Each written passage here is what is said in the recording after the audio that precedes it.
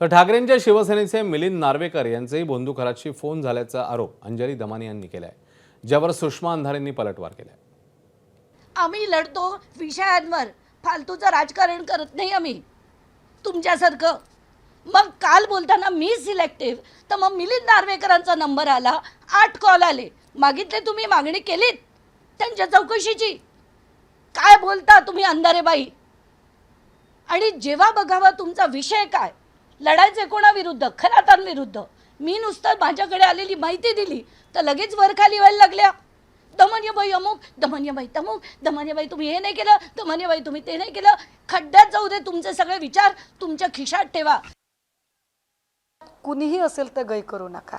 अगदी माझ्या पक्षाच्या माणसाची सुद्धा तुम्ही चौकशी करा, कारण मला माझ्या माणसांवर विश्वास आहे. पण तरीही तुम्ही चौकशी करा, त्यांची सुद्धा चौकशी करा. पण सगळ्यात महत्त्वाचं, जर 13 कॉल अशा माणसाला जर राज्याच्या उपमुख्यमंत्र्यांकडून होत असतील आणि त्यात 21 मिनिटांचं संभाषण असेल तर हे गंभीर आहे. एबीपी माझा, उघडा डोळे बघा नीट.